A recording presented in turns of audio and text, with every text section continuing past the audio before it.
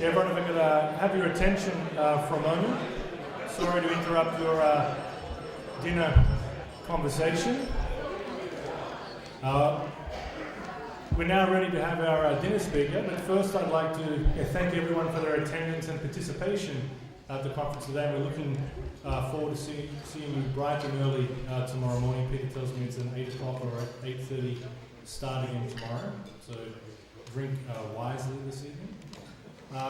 Before we start, I'd like to thank Cambridge Business Publishers and George Worthman in particular, who's here.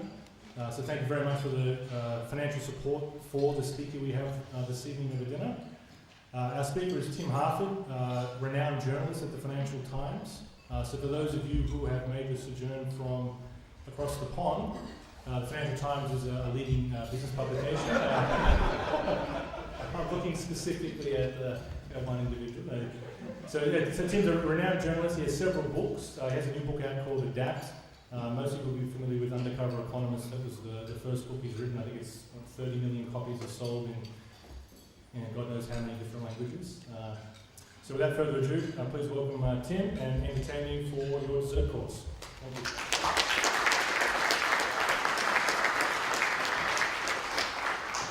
Well, thank you very much. I'm an economist for my sins, and we economists are often accused of disagreeing with each other.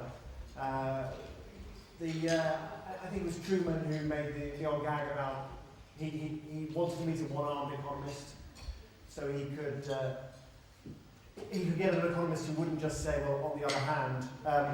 I preferred the Ronald Reagan joke, actually, which was that he said there should be a special version of Trivial Pursuit designed explicitly for economists, which have 300 questions and 10,000 answers. But it's interesting, I think one of the things that is exciting about economics at the moment, apart from the global meltdown of the economic system, the other thing that's exciting about economics at the moment is the fact that we're starting to test our ideas and to actually ask questions and figure out whether we're right or wrong. So I want to talk about some of those ideas today. And the first little bit of testing was actually done by a colleague of mine, John Kay of the Financial Times, and I understand that John has already been quoted extensively at this conference, announcing that certain people here are frauds. So that's nice to hear. John actually did something quite interesting in the mid-1990s.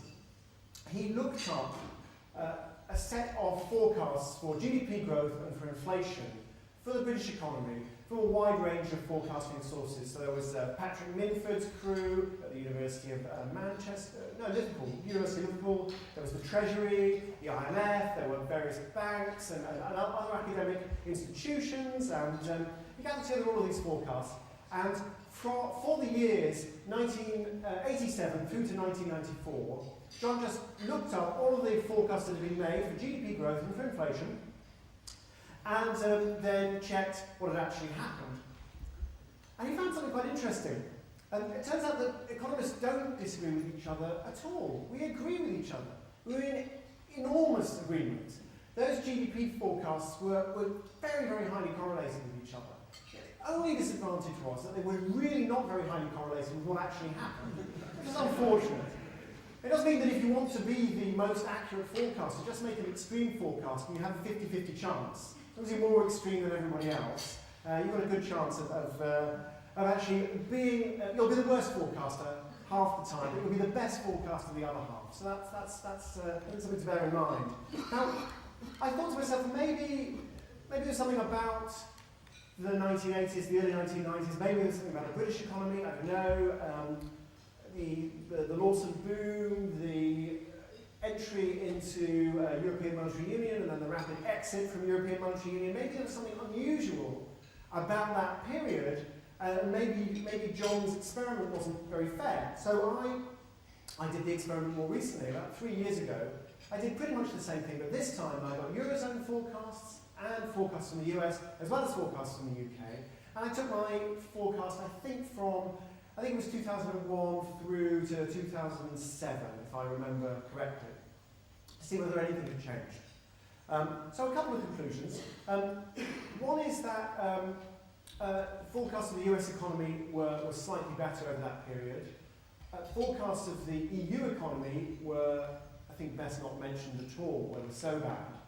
But the same fundamental tendency that John had found, which was of forecasters to flock together and then reality to rather inconveniently do something else, was still there. And I think that's a very important thing. That's the first thing I want to impress upon you today, is that when we make forecasts, certainly when economists make forecasts, but I think the tendency is broader than that. When we make forecasts, there's a big incentive to flock together. Now, quite why anybody would want to pay attention to the flight of that flock is not clear, given what happens and how accurate these forecasts are. But anyway, forecasters stick together. That's the first idea I want to convey.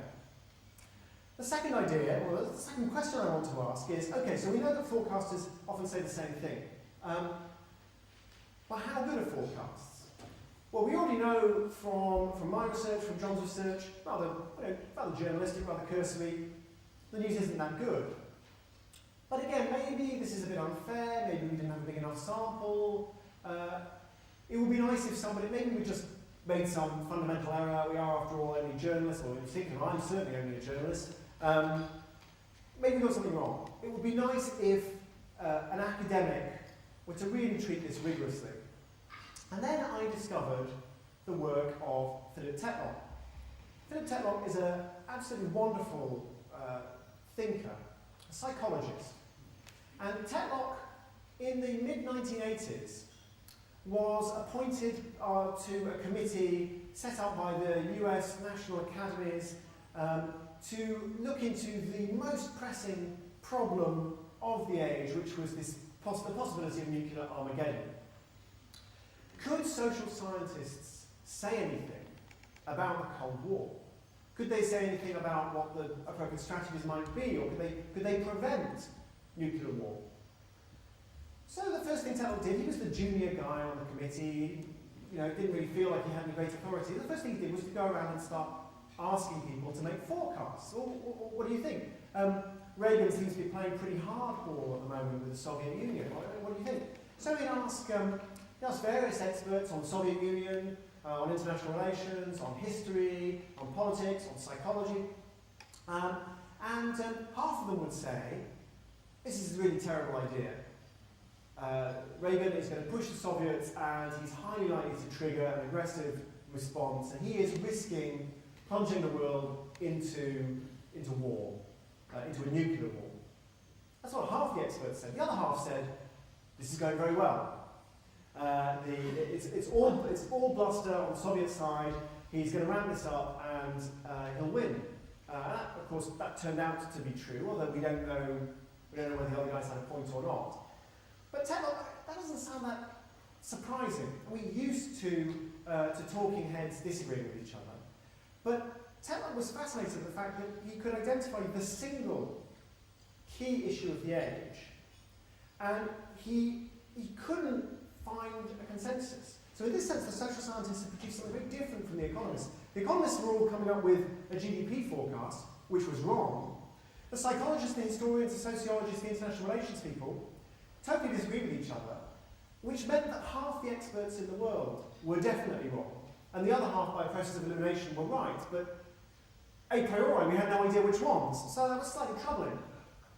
And Tetlock became interested in that.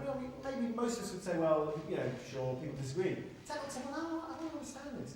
Is there something systematic about the people who made the correct forecasts?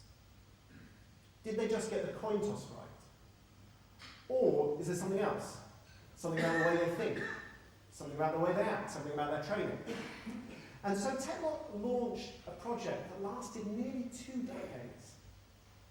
He interviewed 300 experts, economics, politics, sociology, history, international relations, etc., etc., etc.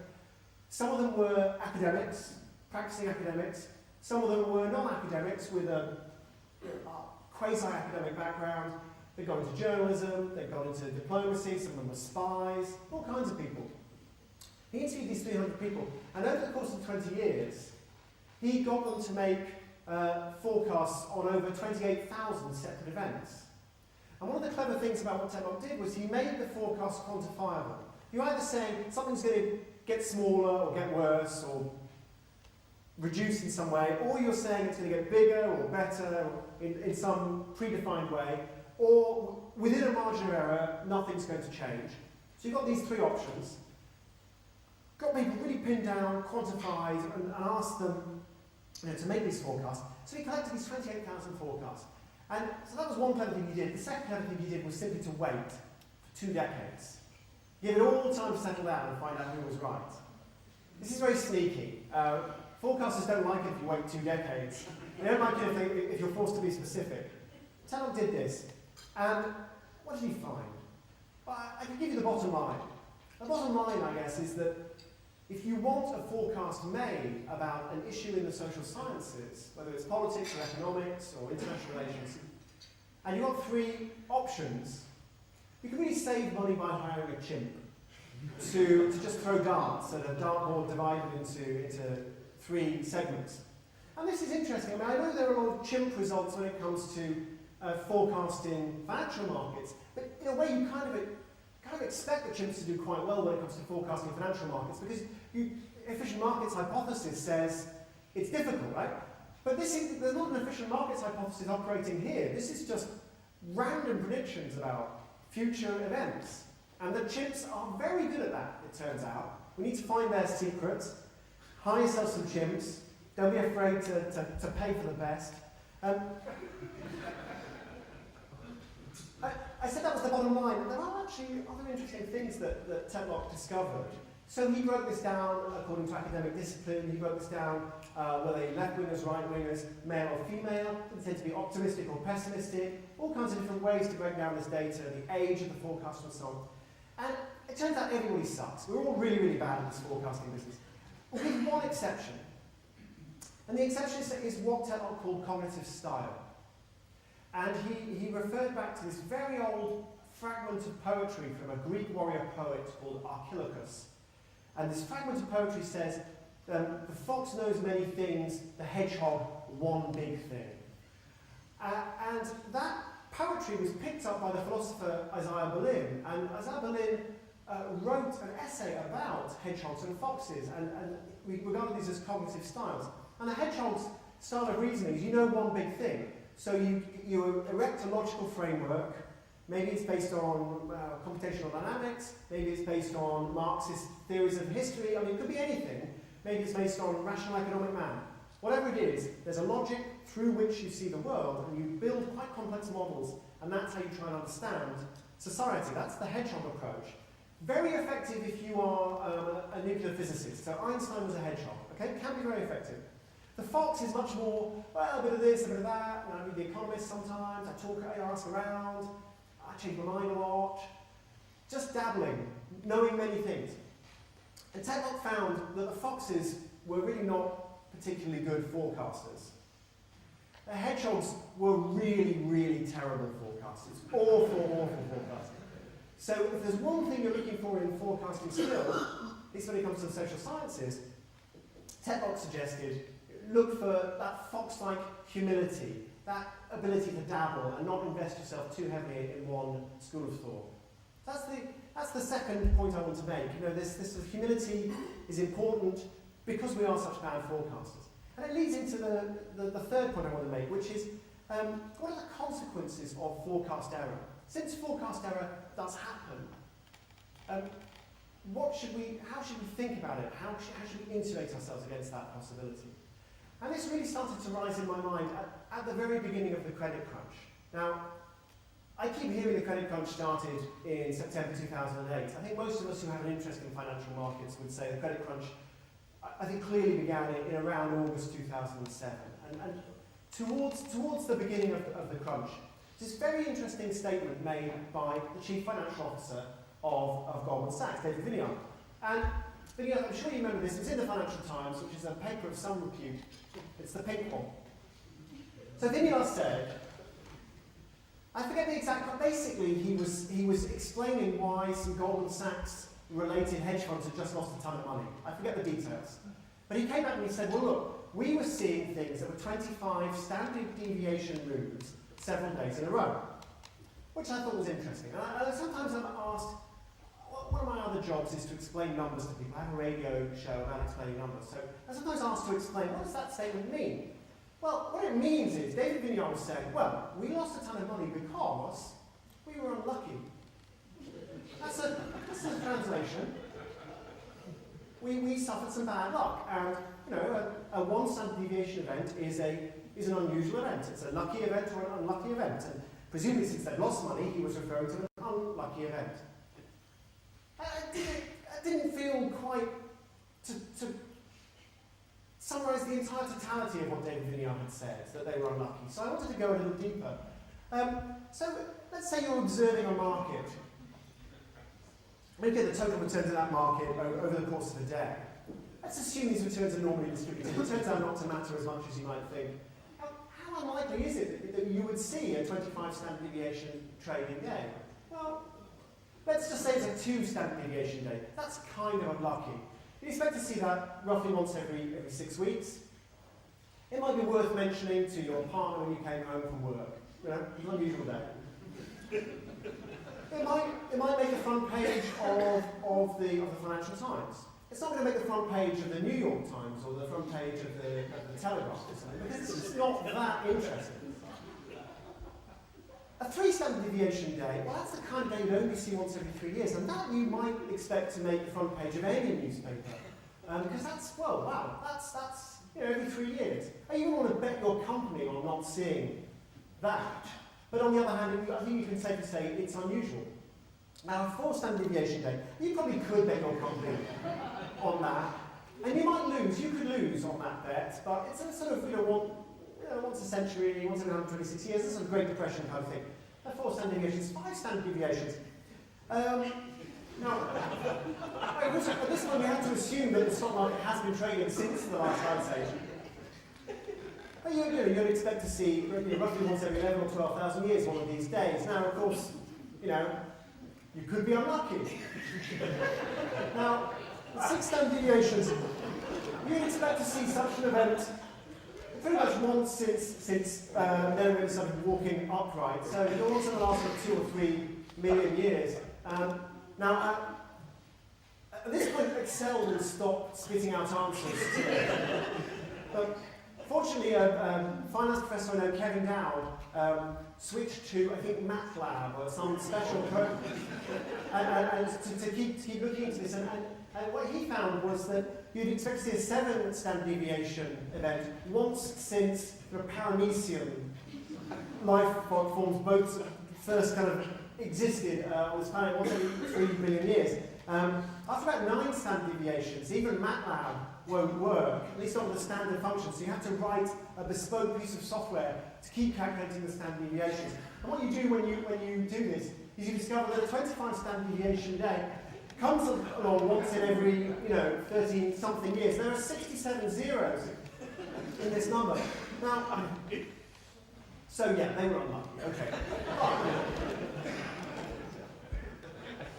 I think we have to face up to something here, folks, which is, he said he saw several days in a row. Now, these are just the chances of 1. If you want to get the chance of 2, it turns out that's quite easy. You just double the number of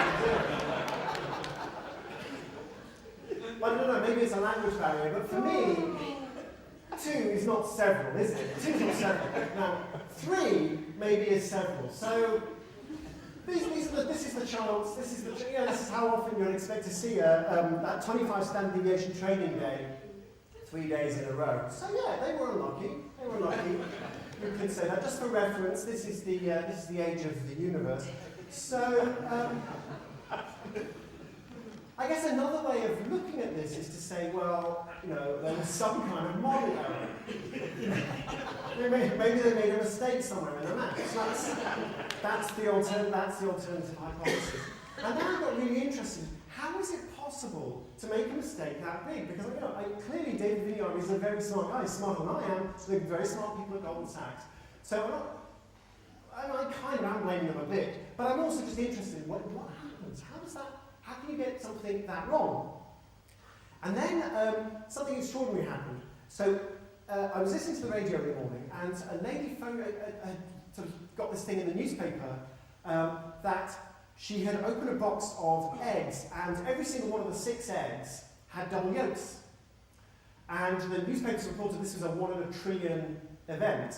And it turns out it was actually an old-style British trillion, which we haven't used since 1972. So if you measure it in modern currency, it's actually a 1 in a quintillion event. It's very unlikely. And I was listening to this and I thought, this is kind of interesting. And then the radio program actually phoned me up and said, "Can you come and explain how that could possibly be?" And I said, "Well, yeah, sure. It's 1 in 1,000 times 1 in 1,000 times 1 in 1,000 times 1 in 1,000 times 1 in 1,000 times 1 in 1,000. Because the British Egg Information Service, yes, there is a British Egg Information Service, they said the chance of a double yolk egg is 1 in 1,000, so fine.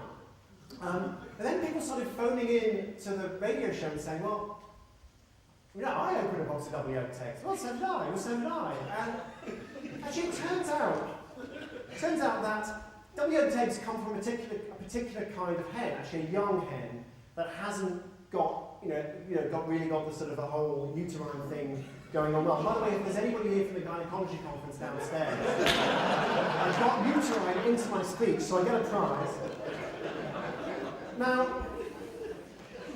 so these young hens will sometimes produce these double yolk eggs, and young hens also tend to produce small eggs, but if they happen to be double yolked, they're big eggs. So actually, if you as a farmer have got a flock of a flock of young hens, and you wander through, they'll mostly be small eggs, and the big eggs are probably double yolkers. And it's actually fairly easy for the farmer to pick them out.